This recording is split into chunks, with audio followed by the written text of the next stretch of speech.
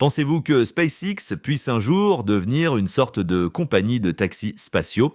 Récemment, Elon Musk a expliqué qu'une fois les Gigabays en construction à Starbase et en Floride totalement achevés et opérationnels, SpaceX pourrait produire des Starships à un rythme colossal, peut-être jusqu'à 10 000 vaisseaux par an. Alors est-ce vraiment possible? Et si cela arrive, quels avantages une telle cadence industrielle pourrait offrir à SpaceX? Mais surtout, quels défis techniques, logistiques et financiers cela impliquerait-il? On décrypte tout ça ensemble dans l'épisode d'aujourd'hui de Le quotidien de l'espace. Dans le passé, SpaceX avait généralement besoin de 3 à 4 mois pour fabriquer tous les éléments majeurs d'un Starship et d'un Super Heavy. Si on ajoute l'assemblage final, le cycle complet pouvait s'étendre jusqu'à environ 6 mois, mais SpaceX travaille toujours sur plusieurs véhicules en parallèle. Rien qu'en 2025, l'entreprise a réussi à produire environ 4 boosters Super Heavy de B15 à B18 et 5 Starship de S34 à S38. Pour beaucoup d'acteurs du secteur, ce serait déjà un rythme impressionnant. Prenez Blue Origin par exemple. L'an dernier, l'entreprise n'a produit que 2 boosters New Glenn malgré une usine gigantesque de près de 70 000 mètres carrés. Et pourtant, le programme Starship repose sur un processus plus complexe, moins linéaire. Malgré cela, le volume de production reste supérieur. Pourquoi? Parce que SpaceX fabrique les sections individuelles dans la Star Factory, puis les transfère vers les mégabases voisines pour l'empilement et l'intégration finale. Ce flux interne est plus rapide que l'acheminement des moteurs Raptor depuis le site de McGregor, situé à plus de 650 km de Starbase. C'est précisément pour cette raison qu'Elon Musk a décidé de lancer la construction de 2 nouveaux bâtiments gigantesques appelés Gigabays. L'un à Starbase à la place de l'ancien High Bay, l'autre sur le site de Roberts Road à l'intérieur du Kennedy Space Center. L'objectif est clair, optimiser toute la chaîne de production, réduire les frictions et pousser le débit encore plus loin. Selon Musk, une fois les Gigabays pleinement opérationnels à leur capacité maximale, SpaceX pourrait théoriquement produire jusqu'à 10 000 Starships par an. Cela représente environ 27 véhicules par jour. Ça paraît presque irréel. On a l'impression qu'il veut transposer la production de masse automobile dans l'industrie spatiale. Sauf qu'ici, on ne parle pas d'une voiture de quelques tonnes, on parle d'un lanceur lourd de 300 tonnes à 2 étages, haut de 124,4 mètres dans sa version 3 actuelle. Et ce n'est pas fini. D'après Musk, la version 4 pourrait atteindre environ 142 mètres une fois empilée. Alors ces 10 000 Starships par an, est-ce crédible? En théorie, oui, mais c'est clairement une vision à long terme. À plus court terme, disons entre 2027 et 2030, si les Gigabays entrent en service, comme prévu, un objectif plus réaliste serait autour de 1000 Starships par an. Et quand on examine la configuration d'une Gigabay, ce chiffre devient cohérent. Chaque Gigabay est conçu comme une installation entièrement intégrée. Elle combine les fonctions actuelles de la Star Factory et des Megabays dans un système de production en boucle fermée. Le bâtiment culmine à environ 116 mètres, l'équivalent d'un immeuble de 40 étages. Il offre près de 75 000 mètres carrés de surface au sol et environ 1,3 million de mètres cubes de volume intérieur dédié aux opérations industrielles. À l'intérieur, on trouve 24 postes de travail spécialisés pour l'intégration et la remise en état des boosters Super Heavy et des Starships. C'est 19 cellules de plus que l'ancienne configuration des Megabays. Imaginez maintenant cette échelle et multipliez-la par 2, car SpaceX construit 2 Gigabays, pas une seule. Les travaux avancent bien et les 2 installations devraient être opérationnelles d'ici fin 2027, prêtes à soutenir une production de masse à grande échelle. Ce calendrier correspond d'ailleurs à une autre déclaration audacieuse d'Elon Musk sur X.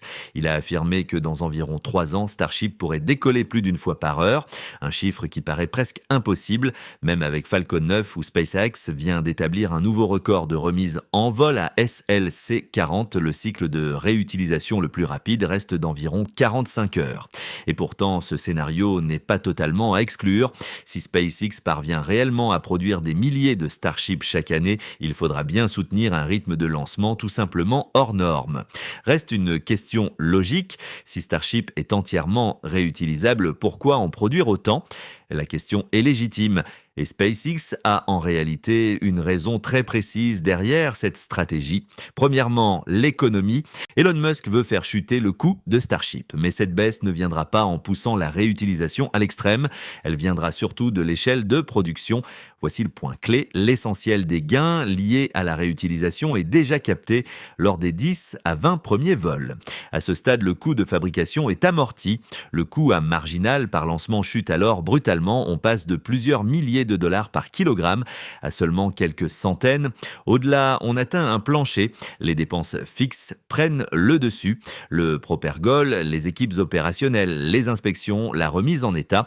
Ces coûts ne diminuent presque plus, même si le véhicule vole davantage. Allonger la durée de vie d'un Starship de 20 à 40 vols ou même à 100 vols n'apporte donc que des gains marginaux sur le coût par kilogramme. Le bénéfice économique principal est verrouillé très tôt. Pour aller plus loin et réduire encore les coûts, SpaceX doit appliquer la loi de Wright à la production de Starship. Selon cette loi, le coût unitaire baisse de manière exponentielle à mesure que la production cumulée augmente. Si les 2 Gigabay fonctionnent et produisent environ 1000 véhicules par an, le coût de fabrication estimé d'un stack complet Starship plus Super Heavy tournerait autour de 26 millions de dollars. Mais si SpaceX atteint 10 000 unités par an, autrement dit une industrialisation totale, le paysage change radicalement. Le coût de fabrication pourrait tomber à environ 12,2 millions de dollars par stack complet. Cette baisse viendrait de la production de masse des structures en acier inoxydable faciles à industrialiser, d'un haut niveau d'automatisation et d'une chaîne d'approvisionnement Raptor à très grande échelle. Jusqu'ici, on ne parlait que de production, mais il y a un facteur énorme qu'on ne peut pas ignorer, Starship est réutilisable. Pour que ce modèle fonctionne vraiment, SpaceX ne fera pas voler Starship et Super Heavy de la même manière. Le booster est conçu pour encaisser davantage et voler beaucoup plus souvent. Il est donc logique qu'un seul Super Heavy puisse servir plusieurs Starship. En termes simples, environ 40% du coût de fabrication se situe dans le vaisseau et 60% dans le booster. Aujourd'hui, on est quasiment sur un schéma, un booster pour un Starship. Mais à mesure que la production augmente, cela évolue vite. Autour de 1000 véhicules par an, un booster pourrait soutenir 3 Starship. À 10 000 par an, ce ratio pourrait monter à 5. Plus le booster vole, plus son coût est réparti et plus chaque lancement devient économique. Ensuite viennent les coûts récurrents par vol, les opérations, le carburant, la remise en état. Et c'est là que la cadence change tout. Aujourd'hui, ces coûts restent élevés autour de 10 millions de dollars par vol. Pourquoi ? Parce que Starship fonctionne encore comme une campagne d'essai. Peu de lancements, beaucoup de personnel, mobiliser des inspections manuelles partout, très peu de standardisation. À grande échelle, cette logique disparaît. Les infrastructures sont déjà amorties, le carburant est produit sur place. C'est précisément pour cela que SpaceX construit une unité de séparation d'air près de Starbase et au lieu d'organiser des campagnes ponctuelles, Starship devient une opération continue. Presque une chaîne industrielle plus qu'un programme spatial classique. À ce stade, les coûts d'exploitation et de carburant chutent fortement. La remise en état évolue encore plus. On ne démonte plus systématiquement les véhicules après chaque vol. On passe à des contrôles automatisés, à une maintenance basée sur l'exception. On ne répare que ce qui en a réellement besoin. Avec des milliers de lancements par an, la remise en état cesse d'être un facteur majeur de coût. Si on combine tout cela, production de masse, réutilisation, agressive cadence de vol continu, les chiffres deviennent presque irréels. Autour de 1000 lancements par an, le coût pour atteindre l'orbite basse pourrait descendre à environ $1 par kilogramme. À 10 000 lancements par an, on parlerait de quelques centimes par kilogramme. Et voilà l'idée centrale, Starship ne devient pas bon marché parce qu'un seul véhicule dure éternellement. Il devient bon marché parce qu'il vole en permanence et qu'il est remplacé efficacement. À ce moment-là, ce n'est plus simplement une fusée, c'est une infrastructure logistique. Le véritable levier économique n'est pas la durée de vie d'un exemplaire, mais la capacité de SpaceX à construire, réutiliser et exploiter le suivant encore et encore. Et c'est là que l'on passe d'un simple avantage en termes de coût à une véritable arme stratégique. Une production de masse à cette échelle crée une nouvelle référence économique, une base de coûts que les concurrents ne peuvent tout simplement pas pas suivre. Aujourd'hui, déjà, un lancement de Falcon 9 se négocie autour de 50 à 62 millions de dollars. Et cela a suffi pour que SpaceX prenne d'énormes parts de marché aux acteurs traditionnels comme ULA ou Boeing, où les lancements se chiffrent souvent à plusieurs centaines de millions. Maintenant, imaginez Starship entièrement optimisé pour la réutilisation conçue comme un produit industriel. Le coût d'un lancement pourrait tomber à 1 ou 2 millions de dollars tout en emportant 100, peut-être 150 tonnes vers l'orbite basse en un seul tir. À ce niveau-là, la barrière financière d'accès à l'espace s'effondre pratiquement. SpaceX ne serait plus simplement moins cher que les autres. L'entreprise pourrait dominer les lancements commerciaux militaires et scientifiques presque sur toute la ligne, en creusant un écart économique que les concurrents mettraient une décennie à combler.